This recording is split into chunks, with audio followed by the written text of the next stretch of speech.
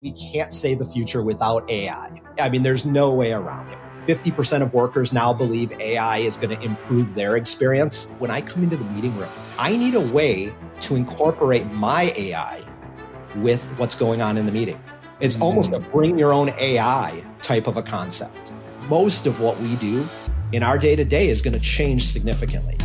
Hear the latest AV trends and predictions in this episode of Crestron's Smarter Spaces podcast on your preferred podcast platform.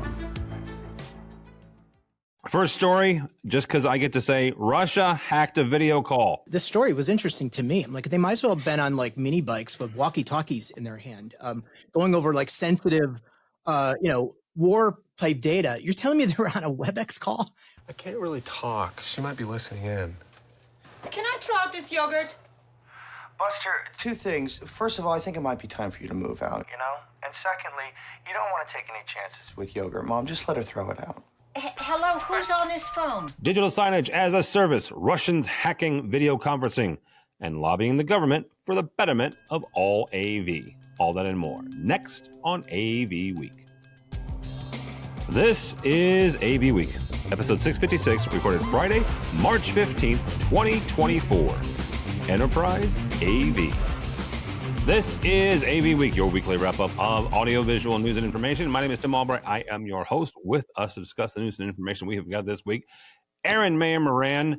Not only is she from Johns Hopkins University, but she's also the HETMA chair. How are you? Doing good.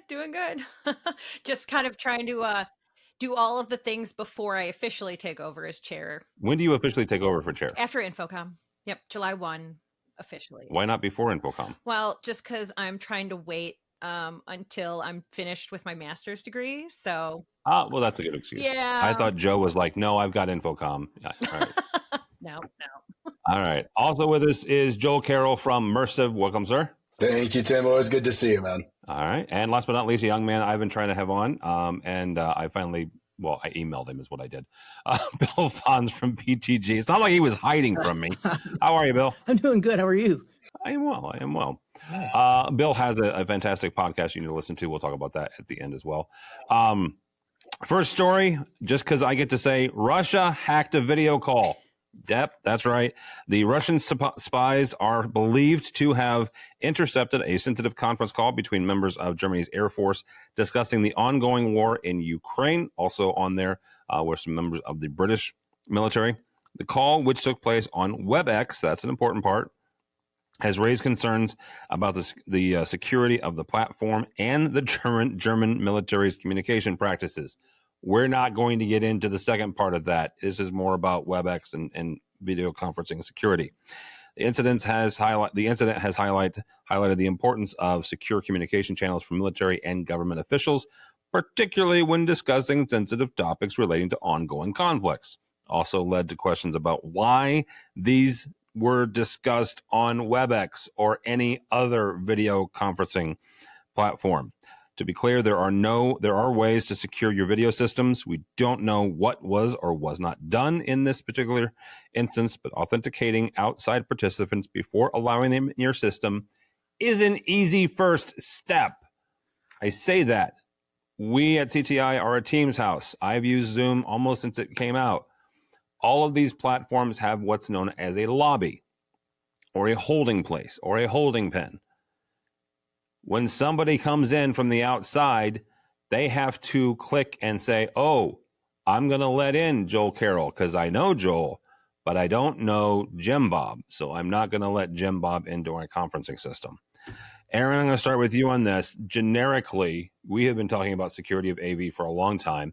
How do we keep our systems secure? Yeah, I mean, this kind of confirms just how important regular security audits are, like making sure that using strong passwords on things and following proper protocols when it comes to how we're handling these sorts of calls and data in general.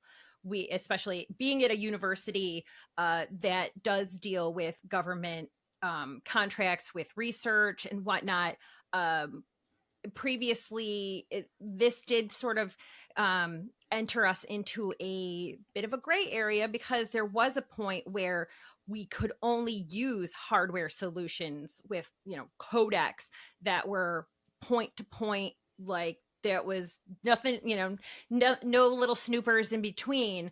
But now that we've moved to software codecs more, it definitely has become more of a concern where it's maybe a little bit more, the onus is put on the end users to make sure that they're following how things need to be done, as opposed to it was never something they had to worry about nearly as much because they knew that the call would be secure.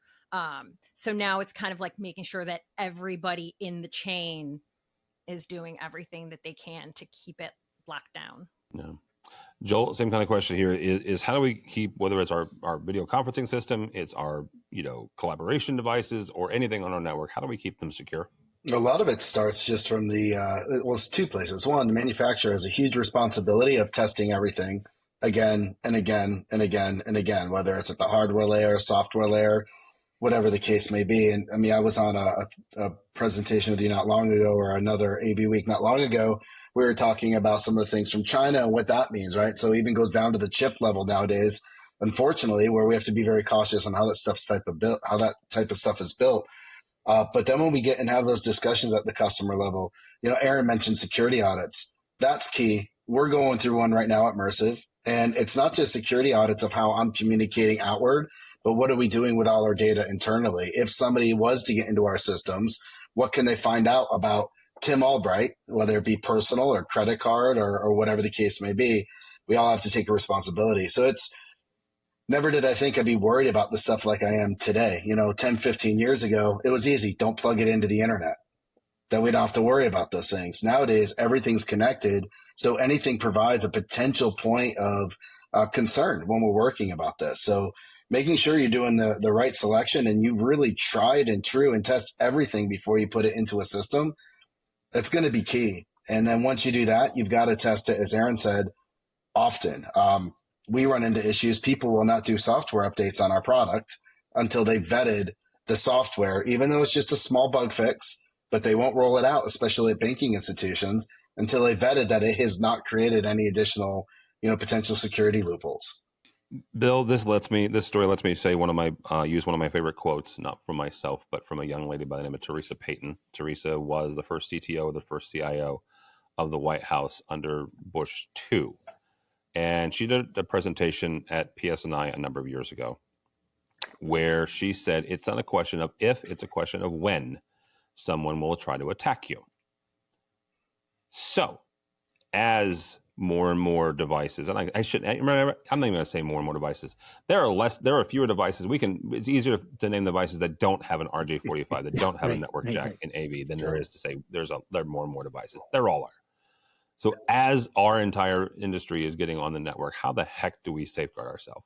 First, I mean, this story was interesting to me. I'm like, they might as well have been on like mini bikes with walkie-talkies in their hand, going over like sensitive, war type data. You're telling me they were on a Webex call, a web-enabled platform for video conferencing? I think this is like underscores the reason why you have, just because those things are available. There's also 2 cups and some yarn you can attach, and that's available. But there's a more secure way to have a meeting that's that sensitive.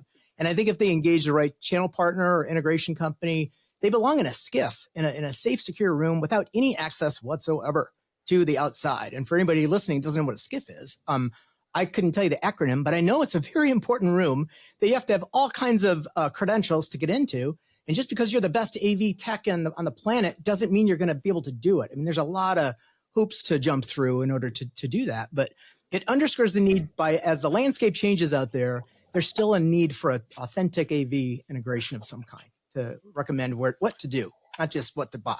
Yeah, it really to wrap this story up. There was a number of years ago, this was back when I was still pretending to be a programmer.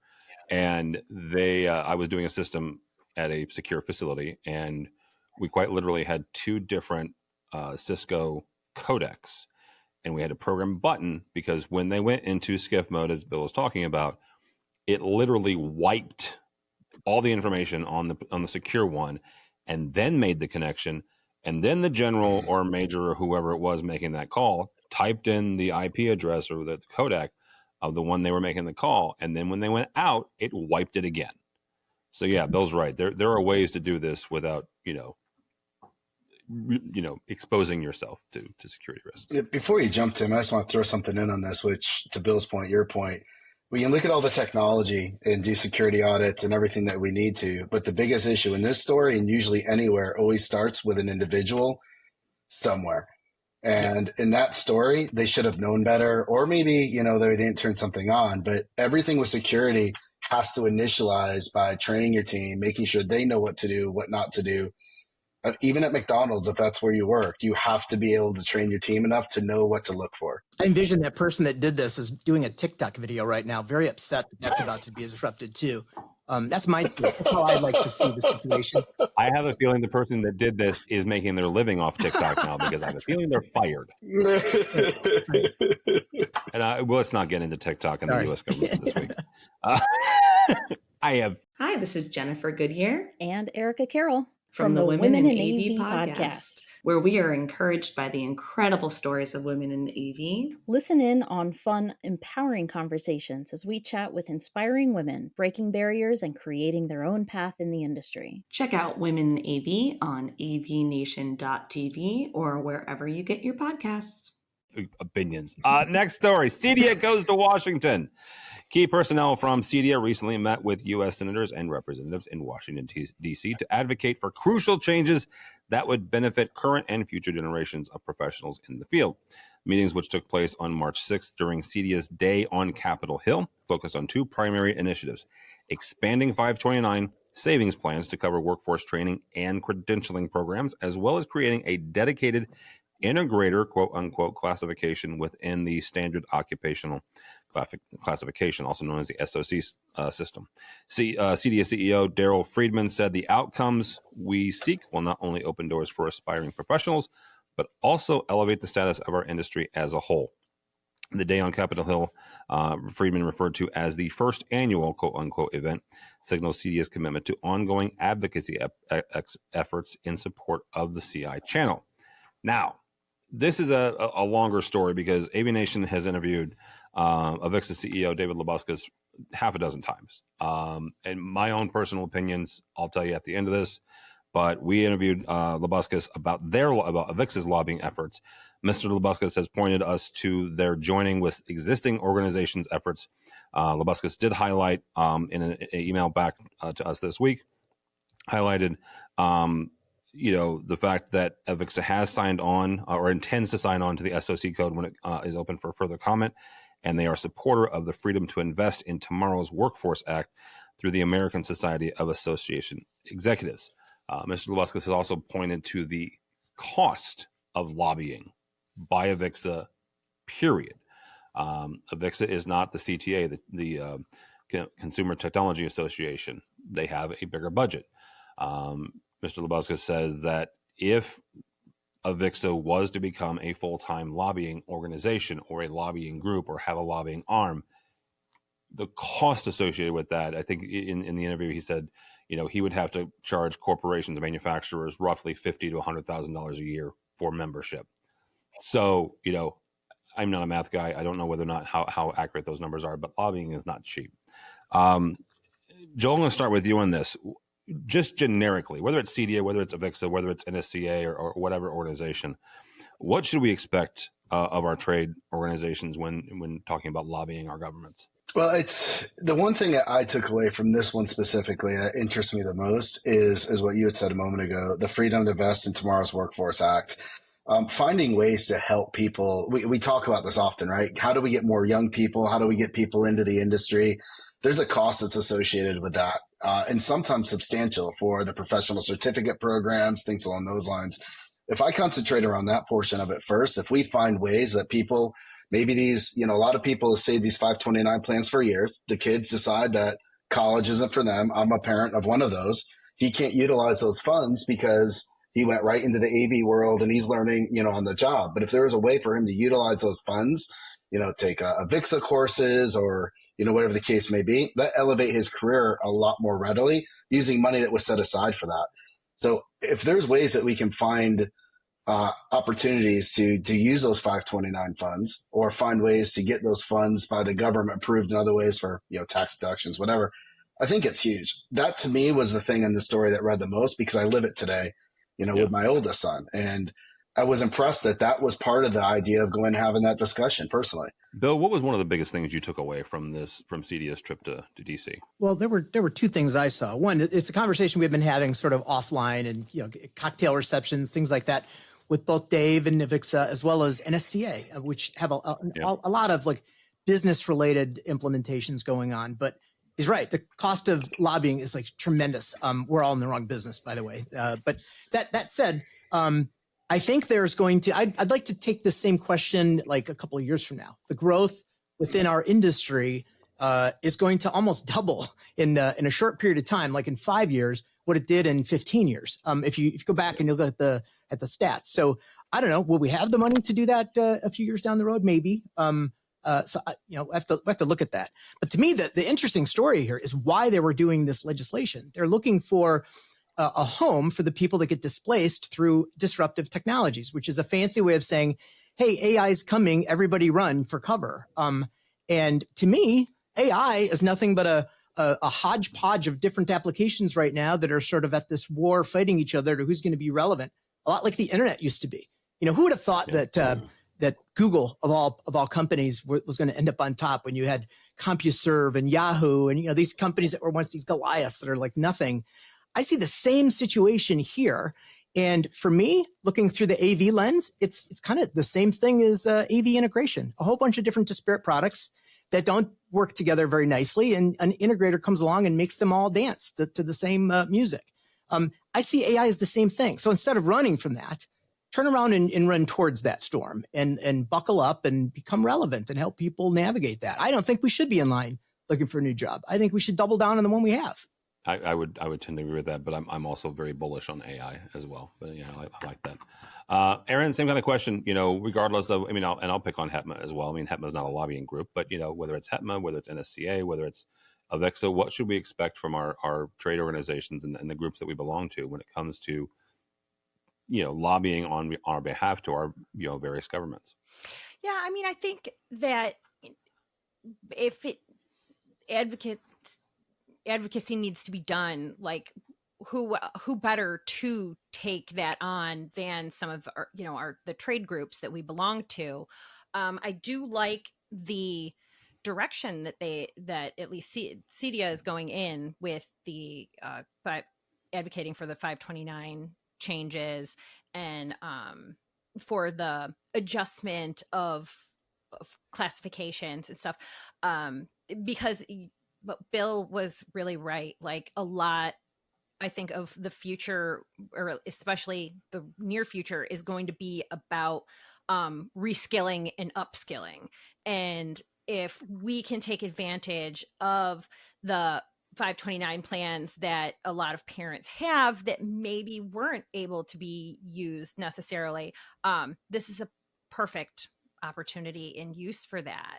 And but at the same time, I am fiscally responsible in my position, and if our dues for or our membership for a trade organization would triple, quadruple, potentially more, to allow them to do this sort of lobbying work, I would have to potentially rethink, my ability to be part of that organization, as much as I could see the benefit of it, for depending on the size of the business or organization. Like it's, that is another thing that it'd be tough to justify.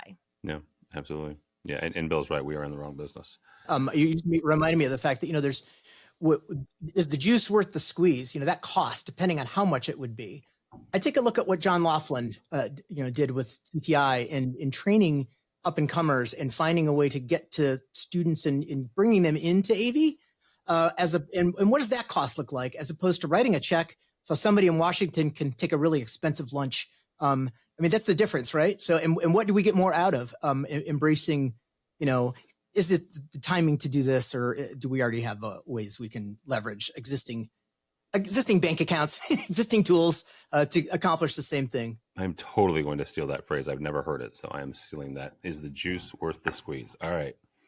Last story, digital signage as a service. Samsung has entered into a partnership with Quest Technology Management, a US-based IT integrator, and Talaras, a technology brokerage, to provide digital signage as a managed service to small and medium-sized businesses.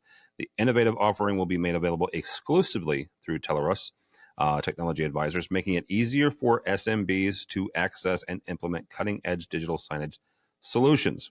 As part of the collaboration, Quest will provide endpoints, installation, cloud, SaaS integration, and carrier services to support the displays through a single agreement.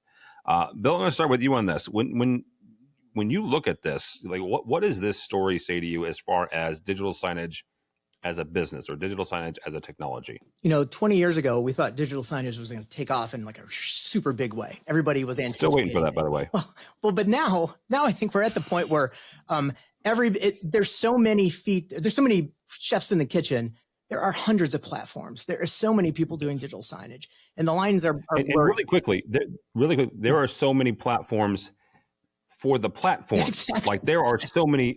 You can go pick out a player, and each player will have 100 to 300 platforms. Go ahead. And we're all like, even the ecosystem, right? So some of my dear friends, because we're a big digital signage company, and some of my great friends are, they're frenemies. Like we love each other on Monday, and then we're enemies on Tuesday because we're going after the same job. But it's not a disciplined marketplace. Lots of freewheeling going on. And so I look at that like when they just said, I wanted to make sure I grabbed that phrase. That they were trying to make it easier for the SMBs. I wonder if that's the same thing we said when Napster came out as an artist. We're trying to make it easier for people to get their music. I kind of feel like the musician when you make that comment. Like, what does that do to where the cheese was moved for us? I just think that it's hard to keep up on that, and relying on a lot of that digital signage, business. Again, you've got some product out there that is really strong at doing some things, and some product that is really weak at doing those things, but strong in others. And I don't know if we're asking for help with how to use the Samsung product. Great that we have one, but that's my own opinion anyway. I feel like that's something we do as integrators to stitch together, and we should do it. We do that well. Aaron, as a service has been around for a while, especially in the AV industry. We've been talking about it. Where does digital signage as a service fit into that ecosystem compared to the others on the on this today?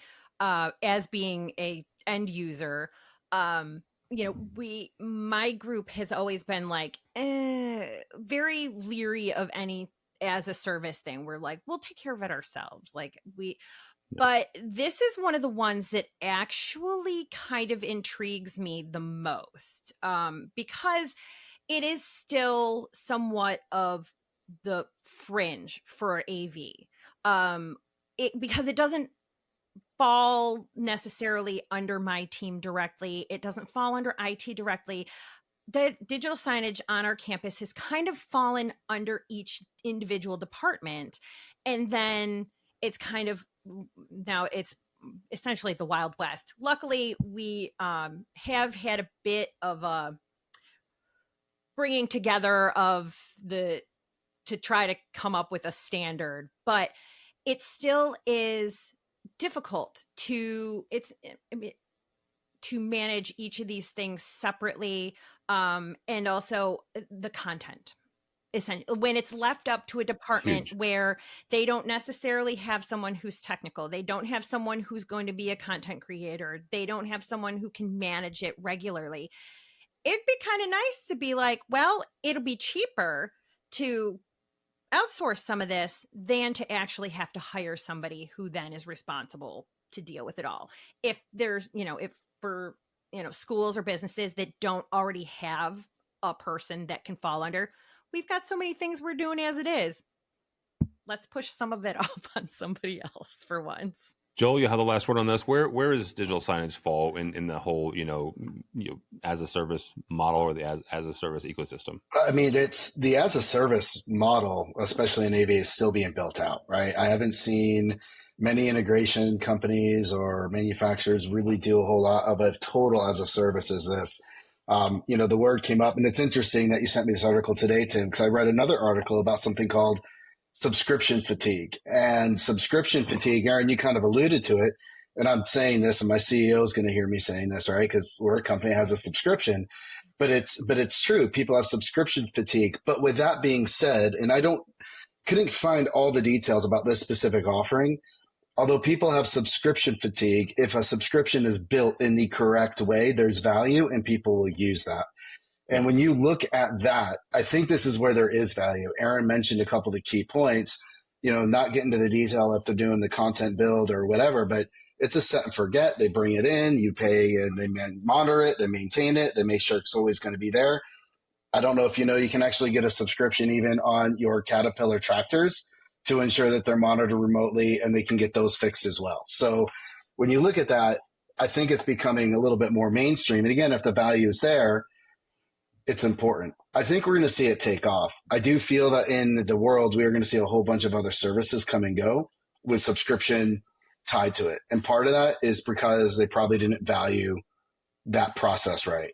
A lot of investors are saying everything has to go to subscription. That's probably where some of this is coming from. But again, if it's built correctly and it has the value for the customer, and if the manufacturer is willing to listen, I think it's key. What comes with that? Is that the labor and everything? So, I think it's interesting. I do come from a different perspective because of, where I work, but man, it's impressive. And this VXT stuff, I think brings digital signage to the masses. The content problem, we can play digital signage for people, and they're like, where do you get the content? I'm like, yeah, man. So you got to get a guy to do the thing, and then she does that, and they do. So that does provide an interesting, unique environment there.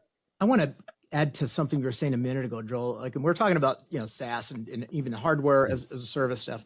I talk to other companies about this a lot too, because we're searching for the best way to sort of build and define the ROI from doing an implementation. Yeah. And I suspect maybe we've been doing it backwards. I don't think there's something positive to come up with to convince somebody to do it, because I think that's easy. I think what we've been missing is defining the negative and where that is. And it can be just as simple as some housekeeping thing with your tax consultant at the end of the year. I look at why is it that it's okay that we were putting fax machines in, that we don't use them anymore, but your copier, nobody ever bought that stuff. You always lease it. You always have an added service model there. Your phone is the same way.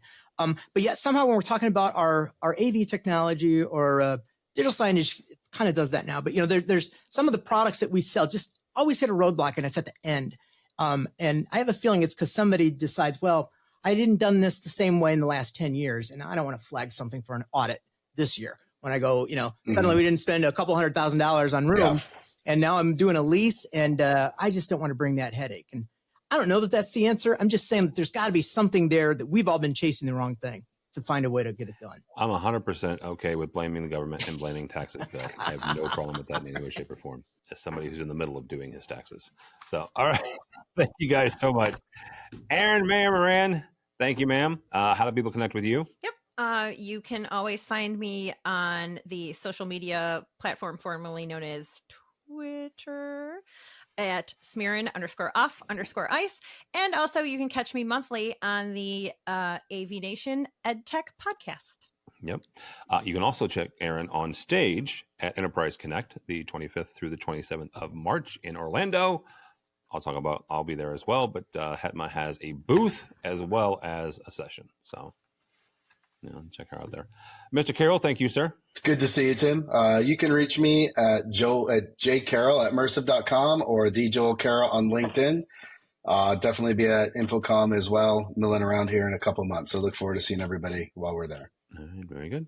Mr. Bonds, thank you, sir. I appreciate your time. How do people connect with you, with PTG, or how do they listen to your podcast? Podcast you can find at The Morning Toast. Just type in PTG, The Morning Toast. And then company-wide, bill.fonz@promotion.tech. And for everything else, I'll be doing a talk at Infocom, possibly two, I think, around generative AI for business use cases in AV company businesses. So you can look that up, and please come join. Yeah, you can register for Infocom and then look up Bill and PTG under the education section. For me, for AVNation, for me, don't follow me on anything because I'm not very exciting. Go by the website, avnation.tv. That's avnation.tv. You'll find this program and errands and a whole lot more. Also, I mentioned Enterprise Connect. So by the time this posts, I will be in Orlando for the first of 2 weeks. Going to hang out with our friends at Crestron for Crestron's Masters and Modern Work Summit. Then I'll come home to the beautiful Midwest for a couple of days, then go back to Orlando for Enterprise Connect the 25th through the 27th. So if you're going to either, come by, say hey, or if you're going to Enterprise Connect, go by and say Aaron, and then come by me and say hey. So go by the website if you would, please, all that and more at avnation.tv. It's avnation.tv. Thanks so much for listening. Thank you so much for watching. That's all the time we have for AV Week. The network for the AV industry. What are you listening to? This is AV. This is AVNation. This is AVNation.